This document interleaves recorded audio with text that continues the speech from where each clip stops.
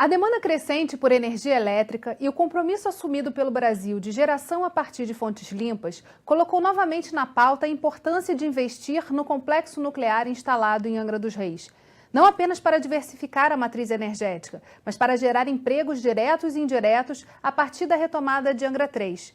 No Rio em Foco de hoje, vamos falar sobre a importância da energia nuclear e seu papel no crescimento do estado do Rio de Janeiro. Vem com a gente!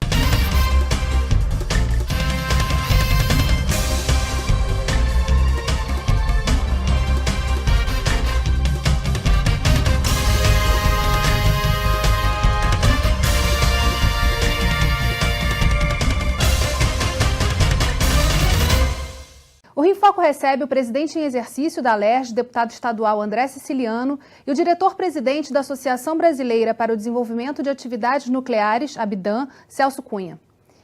O Brasil possui a sexta maior reserva de urânio do mundo e, tirando a atividade de mineração e beneficiamento, que são realizadas no estado da Bahia, todas as demais etapas de processamento desse combustível e a geração de energia elétrica, propriamente dita, ocorrem no Rio de Janeiro. Olhando para o espaço, para o território do Rio de Janeiro, como estão espalhadas essas atividades ligadas à indústria nuclear? Bom, basicamente, hoje você tem a INB em Resende, que é responsável por todo o ciclo do combustível, né? Então pega desde o minério até transformar no combustível nuclear processado, né? E que fica no município de Resende. Você tem em Angra dos Reis a usina de Angra 1 e Angra 2 e Angra 3 em construção.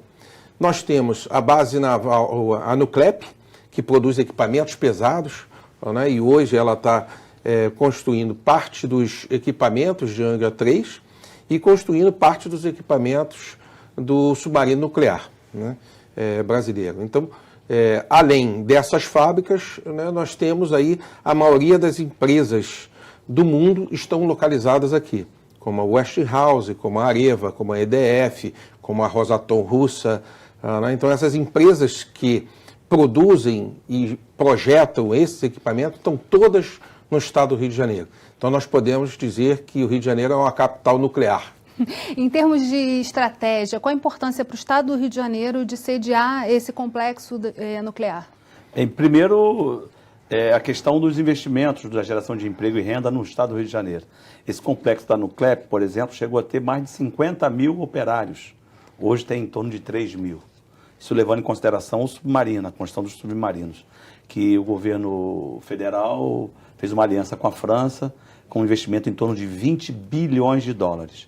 Em relação à Angra 3, também os postos de trabalho. Chegamos a ter mais de 5 mil operários diretos, hoje está paralisada a obra, e com a retomada a gente calcula entre 7 a 8 mil empregos diretos e indiretos. E mais, né?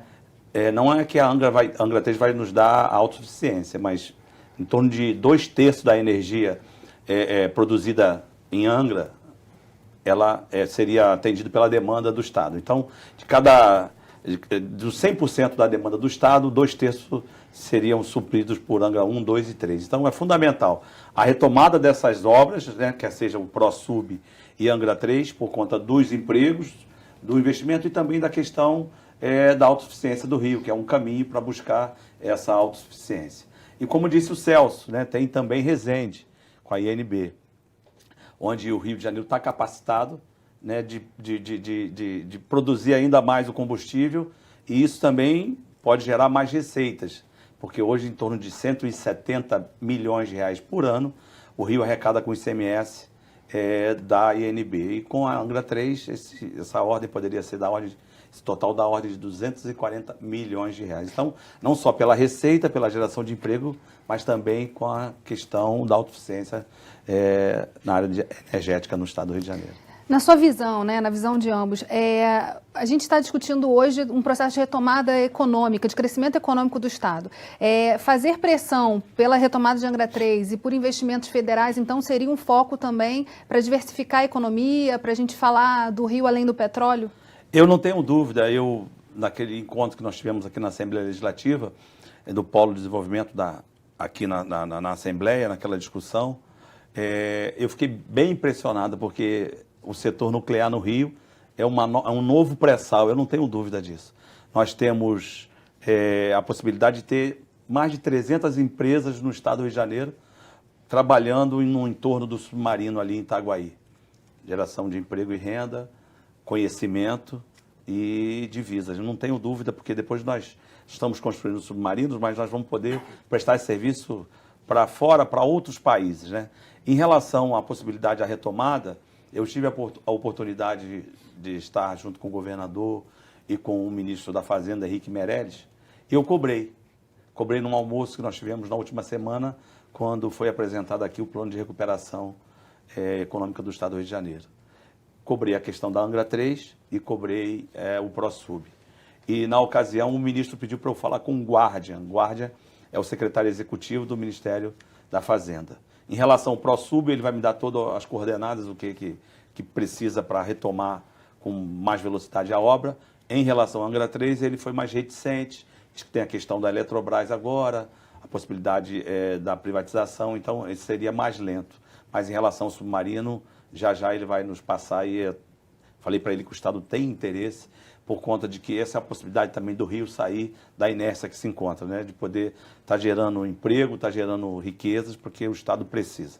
Além da retomada de Angra 3, a gente tem uma possibilidade, quer dizer, tem uma necessidade de formação de um contingente de mão de obra para atuar nessas frentes que a energia nuclear traz para o Estado do Rio. Como é que está esse processo também e essa conversa com as universidades, com a formação nesse campo? Olha, o Rio de Janeiro é nós temos o único curso de engenharia nuclear, está na Universidade Federal do Rio de Janeiro, né? Hoje nós temos um problema geracional, né? Boa parte das pessoas formadas e que traz a história disso estão se aposentando, ou já estão com uma idade muito avançada e já não estão mais na frente de batalha, colocando dessa maneira. Então, nós temos um problema sério de formação. Né? E que não é só a universidade que vai resolver esse problema. Né? Vem desde a formação básica. Né? Você veja, por exemplo, um soldador na Nuclep para fazer uma solda especial dessa. Não estão falando do soldador do carro, estão falando de uma usina nuclear. Né? Então ele leva pelo menos de 6 a 8 meses para entrar em linha de produção. Né? E isso porque a própria Nuclep ela tem uma capacidade de manter isso, mas tem uma série de conhecimentos que ao longo do tempo está se perdendo. E aí faz-se necessário nesse momento que Angra 3 venha à tona. Né? Esse processo do contingente ele vai virar uma realidade a partir do momento que Angra 3 vire uma realidade. Né? O PDE, né, 2026. Plano de Desenvolvimento Energético, né, lançado pela EPE, que está em consulta pública, ele prevê o término de Angra 3 em 2026. Tem uma discussão que seria 2024, questão de linha de financiamento, mas a iniciativa privada entende que faz-se necessário que se lance a próxima usina, né? O PDE 2050 ele já prevê de 4 a 5 usinas no mínimo. Então, né? E nós estamos falando de energia de base. Né? Energia de base ela não compete com a energia renovável, nem com a eólica, nem com a solar. Porque a solar e a eólica tem uma hora que não tem sol, tem uma hora que não tem o vento. Então alguém tem que garantir isso. Quem sempre fez esse papel muito bem foi a hidrelétrica. E as hidrelétricas, né, o nosso potencial hídrico do país está reduzindo. A curva de recuperação dos reservatórios está caindo ao longo dos anos, significa que as térmicas terão que ocupar esse papel. Ou você vai ter térmicas a gás ou térmica nuclear. A gás nós temos problema com a questão do poluente, preço. Né? Então, se a gente olhar nessa matriz energética, quem menos polui né, é a energia nuclear. A questão da energia nuclear são os rejeitos, né? Mas é ela que menos impacta na geração o meio ambiente. Agora, Celso, é bom dizermos também que hoje, para terminar a Angra 3, são necessários 17 bilhões de reais. Mas se fôssemos parar e encerrar hoje, do jeito que está o canteiro, os seguros, seriam necessários 12 bilhões de reais para encerrar do jeito que está. Então, eu acho mais factível que a gente possa terminar. Então, essa questão da cobrança junto ao governo federal, ao ministro Meirelles, é fundamental porque é uma possibilidade de a gente ter retomado o investimento, a obra está parada, mas a mobilização é muito rápida, a questão também do ProSub, isso rapidamente a gente poderia ter ali em Angra dos Reis e Itaguaí em torno de 20 a 30 mil empregos diretos e indiretos. Então é fundamental para o Estado do Rio de Janeiro essas duas grandes obras de infraestrutura, né, que não só vai gerar energia e vai gerar conhecimento, mas vai fazer com que a economia do Estado e a economia do Brasil volte a andar para frente. E a gente vai continuar conversando sobre isso no próximo bloco, não saia daí. Vamos falar sobre a importância do parlamento no desenvolvimento dessa indústria. Rio em Foco aqui, política e economia caminham juntas.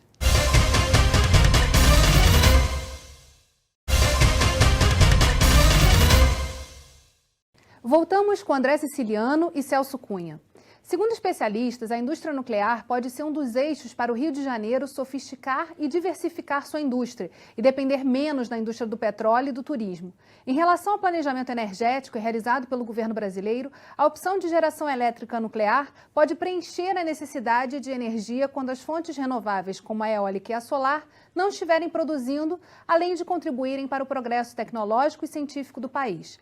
Mas para avançar, são necessárias mudanças na legislação brasileira. Vamos assistir a matéria.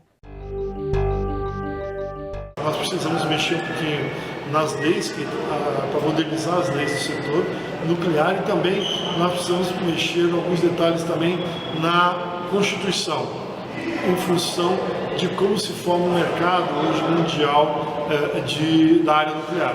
E são ações que a gente faz ao mesmo tempo. Uma ação política para que os recursos não parem de fluir para Angra, que tomem Angra, e não parem para Itaguaí ou Submarino, e a outra que é legislativa, que é adaptar e modernizar as leis que estão gerindo o setor nuclear. Em nível estadual, o que a gente pode fazer para fortalecer essa indústria no Rio? Eu não tenho dúvida, assim como tem uma legislação federal que fala do Repetro, que desonera toda a cadeia do setor de produção de petróleo, nós temos que ter também um Repetro estadual.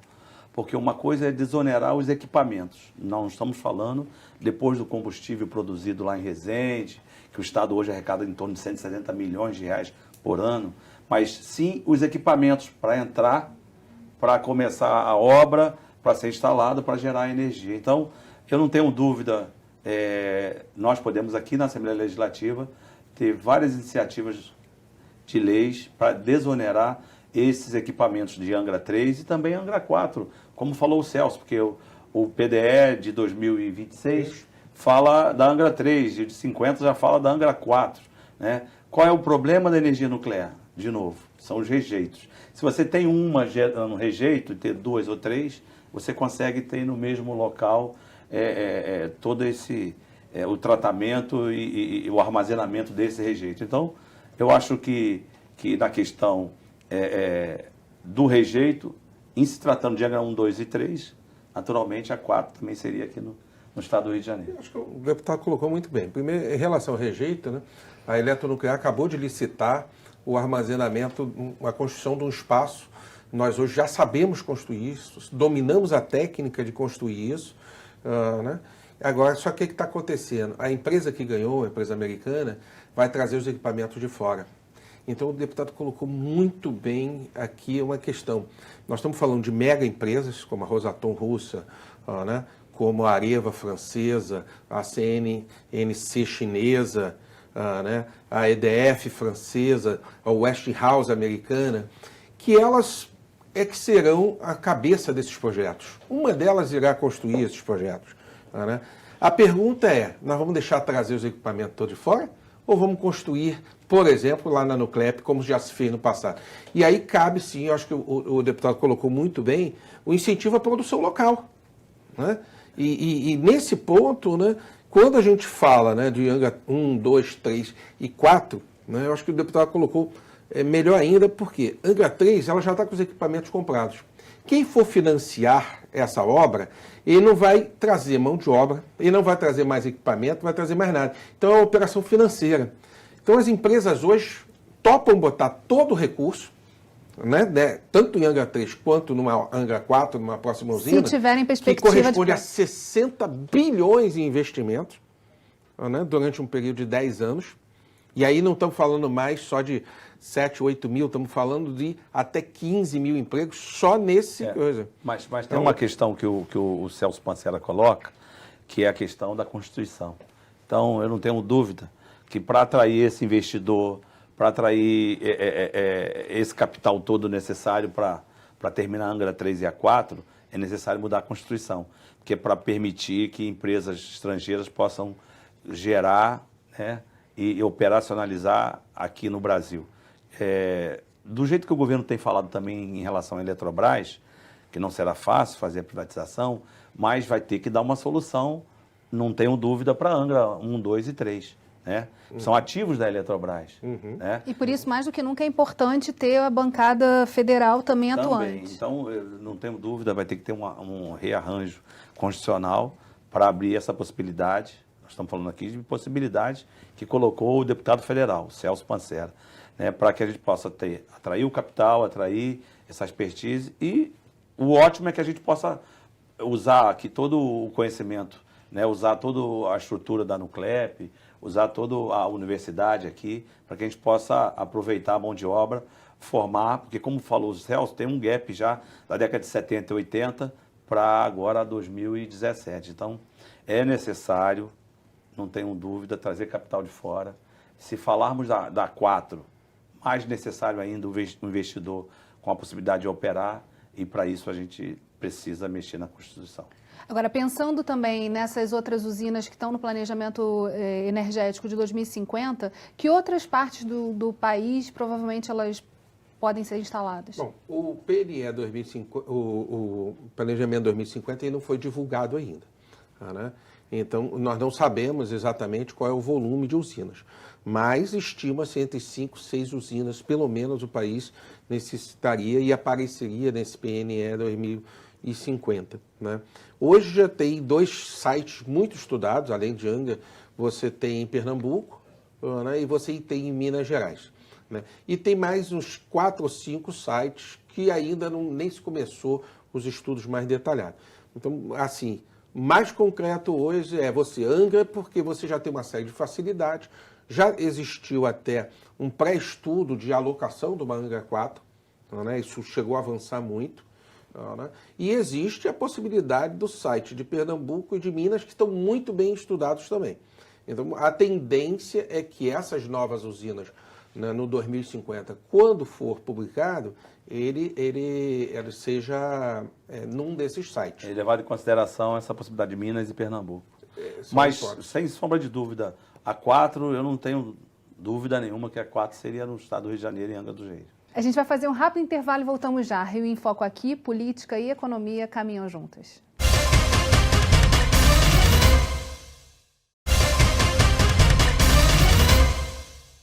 A central nuclear localizada em Angra possui 2 usinas em funcionamento que conseguem suprir 1/3 do consumo de energia no estado e uma terceira em construção que, se somadas, conseguiriam cobrir mais da metade do fornecimento energético no Rio de Janeiro.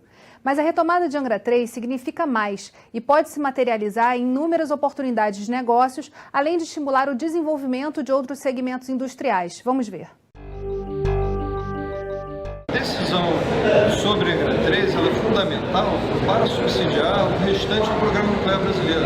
Ou seja, sem a decisão de Angra 3, fica muito difícil, né, a continuidade do programa nuclear brasileiro e essa tomada de decisão. Uma construção de uma usina, desde o início até ela começar a produzir, demora de 8 a 10 anos. Então você precisa tomar de decisão agora, o que vai acontecer daqui para frente.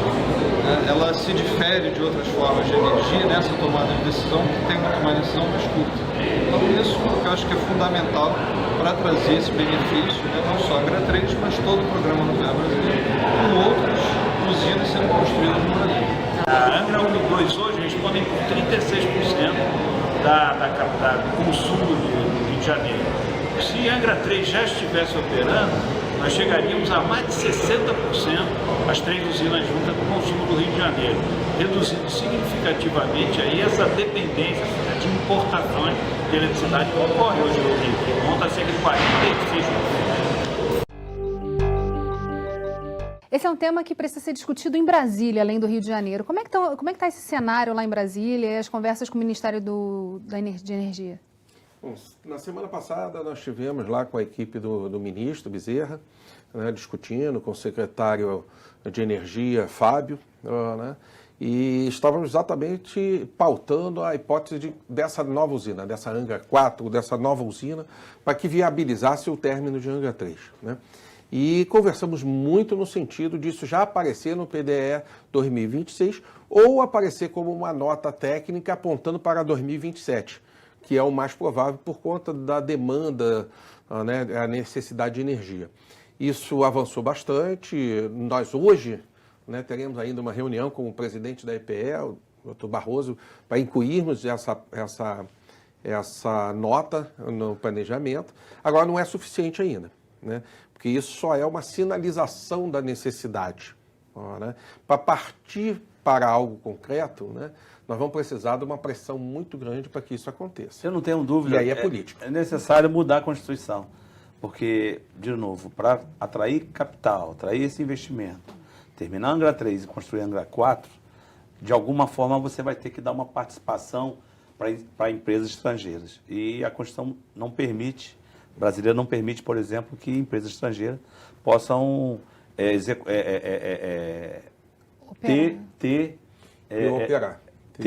ter participação na energia nuclear e operar. A operar é a palavra que me faltava. A Constituição não permite que uma empresa estrangeira no setor de energia nuclear opere no Brasil. Então, para viabilizar, na minha opinião, viabilizar esse investimento, terminar Angra 3, 17 bilhões de reais e mais aí 10, 12 bilhões de dólares para Angra 4, só se abrir a possibilidade de operação para empresa estrangeira. Então, necessário é que se mude a Constituição. Se dê esse passo além, né? Isso, Celso, está certo? Eu acho que a gente está caminhando para isso, deputado. Podemos ter o formato da SPE, né, onde a empresa seria minoritária, 49%, 51%.